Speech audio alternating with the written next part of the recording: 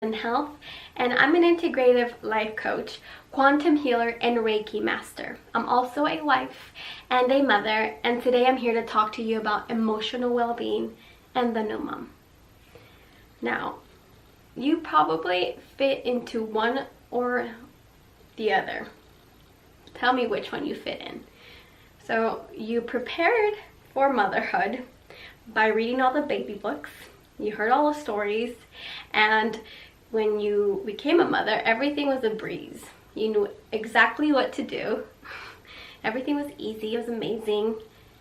Or you're like me, who read all the baby books, heard all the stories, but then became a mother and was like, what do I do?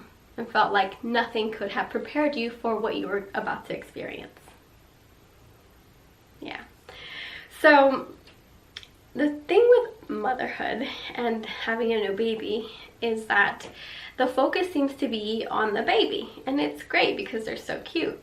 But what I realized is that the focus, because it's on the baby, the focus on the mother is really non-existent, really.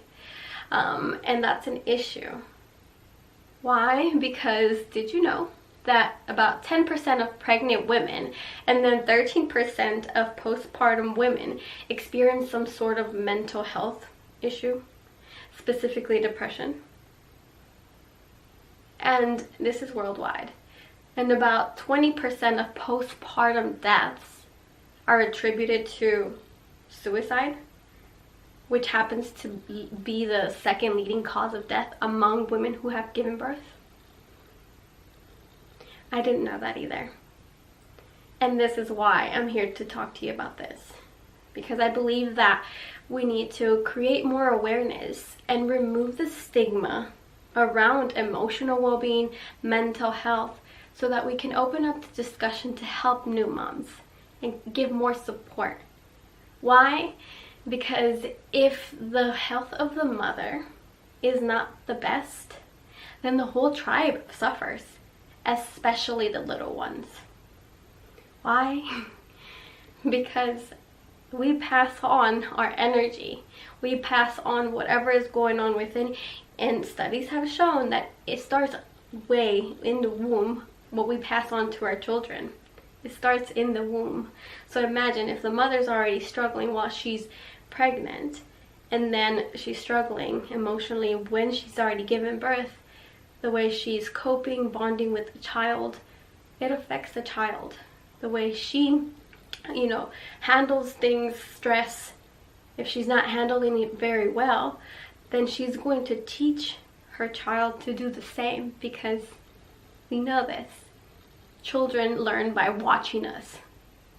We can tell them how to be, but if we're not living it ourselves, they're not going to learn. So it's really important that we actually teach the next generation, the future, how to be. And we get to do that by being that way ourselves. And I believe that we can do better. We need to do better for our children and for the future. So what can we do? What can we do to shift this? I believe that it starts with creating awareness, emotional, well-being, how the mother is coping during this huge transition, where it's not just, physiologically, but, emotional, mental, taking into account all of that. It's a huge change to just go through that process, and then having to take care of a little one who really depends on you to survive. That's a huge, huge responsibility. So being able to open up the discussion and just being able to talk about how hard it is, and understanding that we're not alone, and that this whole idea of supermom is just an idea. It might look that way, but what I've come to realize and what I've come to learn is that a lot of these supermoms are simply suffering in silence. They are not dealing with their emotional wellness. They're struggling. And again, back to those statistics, the postpartum depression or other, suicide. Women are the ones that have the highest rates of autoimmune issues. Because again, we don't deal with the emotional side of things. We're not, giving ourselves that opportunity to really just cope better and be able to connect and be able to like really heal. We're so busy trying to, be super mom, be able to take care of this baby, the household, the cleaning, the cooking, the partner.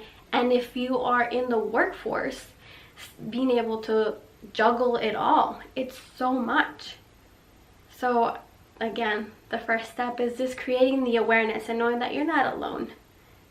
We're all having a hard time. And it's okay to not have it all together. And it's okay to be struggling, because the more we can connect with others and understand that we're not alone, the better we feel. And we've just removed that, stress of having to live up to the supermom. Second of all, is shifting this, the bad negative connotation of support and asking for support. I really do believe that it takes a village. It really does. Again, as you're going through this transition, you have to have time for yourself to just, again, reconnect, nourish yourself, and be able to provide.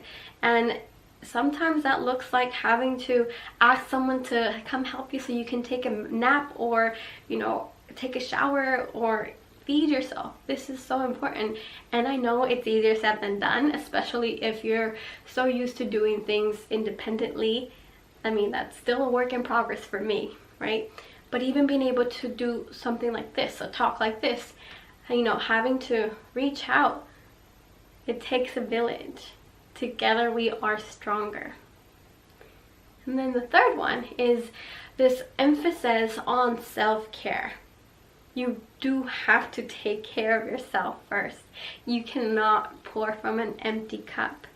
And this is something that I noticed while I'm still breastfeeding. And then when I noticed in the beginning, like, it is hard and it is challenging to do these things for yourself, but you can do it. Like, I noticed that when I wasn't eating or taking care of myself, or that literally my milk supply was low. So it really is a literal meaning behind this: fill your cup first in order for you to pour into others. It's not selfish, it's a necessity. And with all of these things tied together, being able to connect with others, by telling the truth, asking for support and taking care of our needs, we're passing this on again to our children. We're teaching them how to be. We're teaching them how to cope better. So those are my three main things that I would like to shift. And I know that if we do it together, we can make a change for our children, for the future. One action step that I wanted to leave you with today is one that has helped me so much. And it's really just the opportunity to empty your basket. That's emotional basket. And how do you do this? It's really easy. It's just finding someone that you trust. Finding someone who you can connect with, who will just listen to you. When you're feeling those feelings of, I can't go on anymore, I'm just so exhausted, I just want to, give up, irritated, that's a sign that your energy, emotional basket is full and it's time to empty it. So what do? Like I said, find someone you trust and just have them hear you out. Like, just let it all out, and not necessarily for them to come up with any solutions. You can just say, I don't need you to find a solution for me, just hear me out. Because just the act of having someone hear you is so important, and it really is a game changer. So letting it all out without having them to figure out what to do, just listening, and you get it out of your system energetically, then you have that clarity to take the next first step. And that's really all we need.